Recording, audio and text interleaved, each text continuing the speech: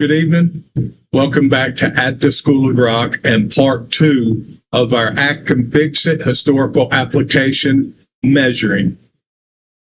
If you've enjoyed At the School of Grok's programming and series so far, please give a click on the like button.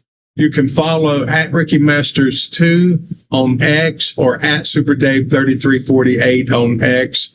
At SuperDave3348 back at the studio. I'm on location, been shooting these series, hope to get back in the studio next week, and we'll get back at it together. Without further ado, bridge from part 1. In part 1, we measured the documented record against the first 3 standards. We applied the evidentiary standard and found uncorroborated material was given greater weight than official reviews later determined was justified. We applied the household test and registered a real cost paid in erosion of public trust. Not deep in my concern.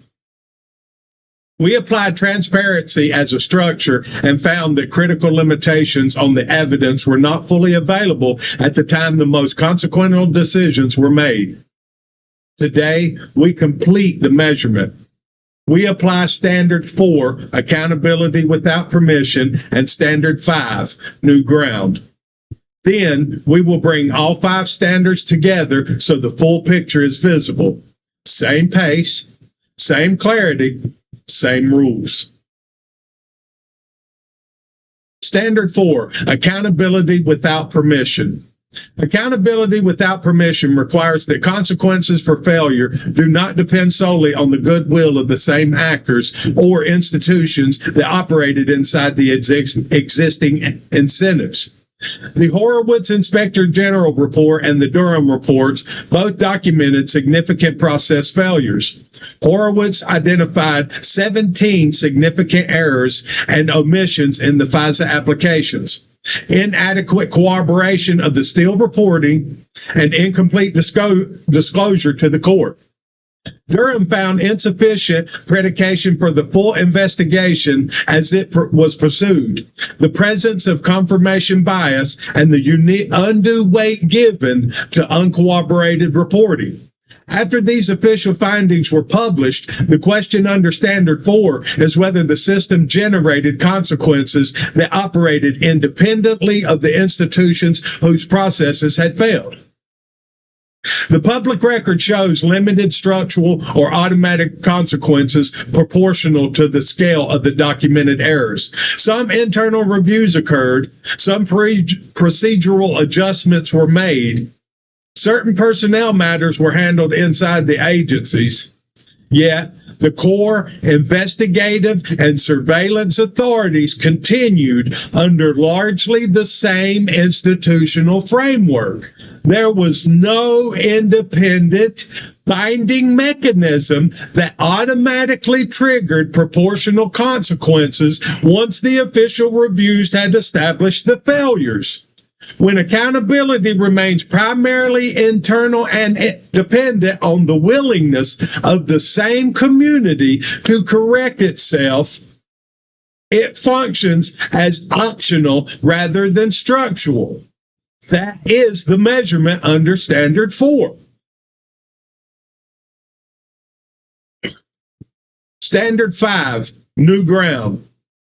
Standard 5 states that a durable foundation cannot be constructed while the old incentives remain dominant.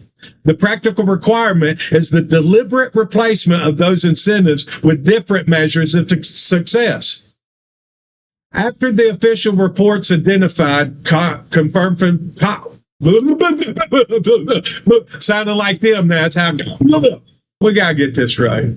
The practical requirement is the deliberate replacement of those incentives with different measures of success. After the official reports identified confirmation bias, inadequate cooperation, and repeated failures in the FISA process, the test is whether the underlying incentives actually changed. Did the system create new binding requirements that made it more costly to overstate unverified reporting than to exercise restraint?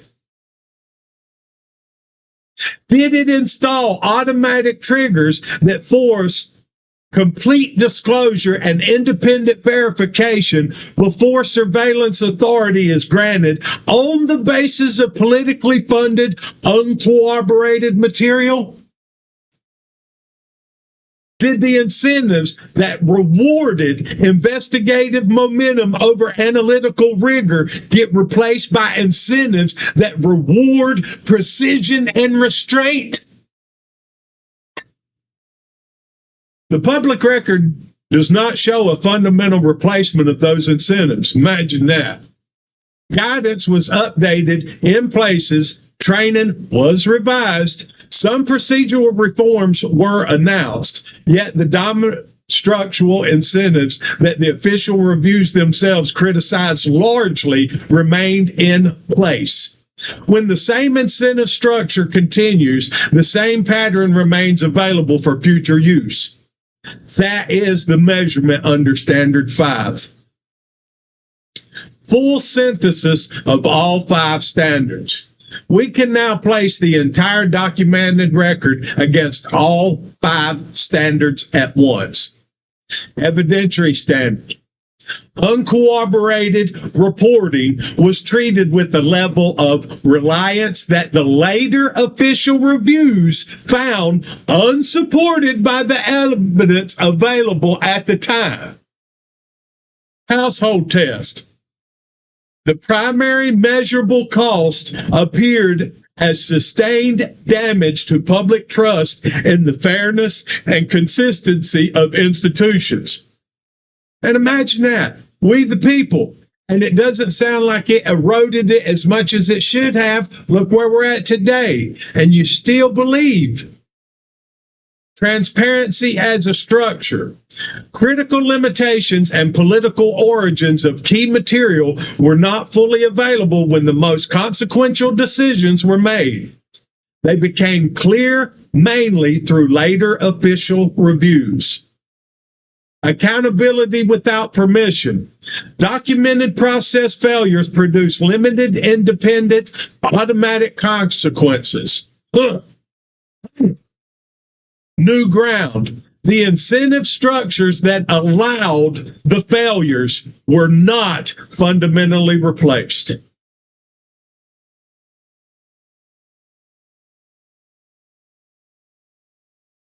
These results are not competing opinions.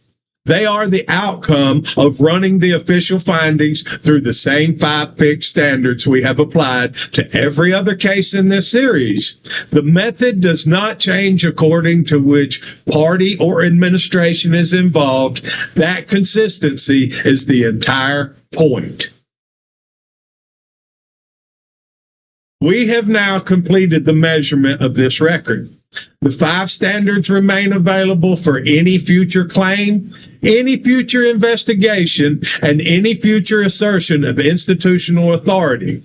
The final questions are practical and belong to every listener. Please, blow the ears out. Clear the brain up. Listen! When official reviews document significant errors in the handling of evidence, what independent consequences should follow if accountability is to mean something more than internal process?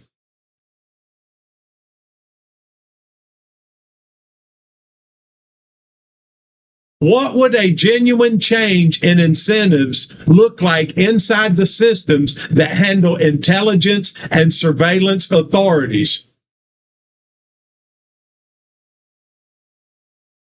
How can ordinary citizens use these 5 standards to evaluate the next major intelligence claim without needing to become experts in every detail?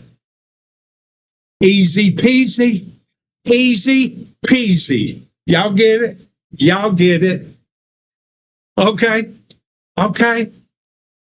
Why does applying the same fixed standards to every case, regardless of who's involved, protect the method itself from becoming just another narrative? Why? Why? The record has been measured. The standards have been applied. The tool remains in your hands. That is the completion of this examination. That is how the method stays consistent. That is how we keep building. That is exactly what Charlie Kirk would preached and wanted. He gathered the youth, your minds. He gave you the tools and the knowledge to get out there.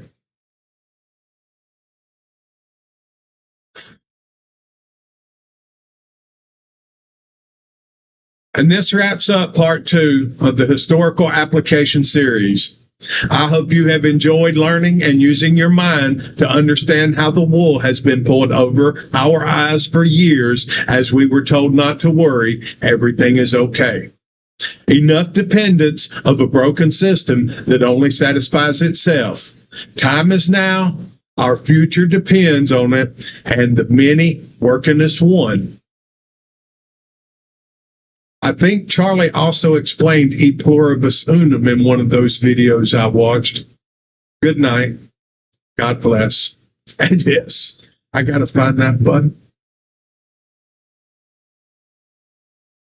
Love you. Mean it.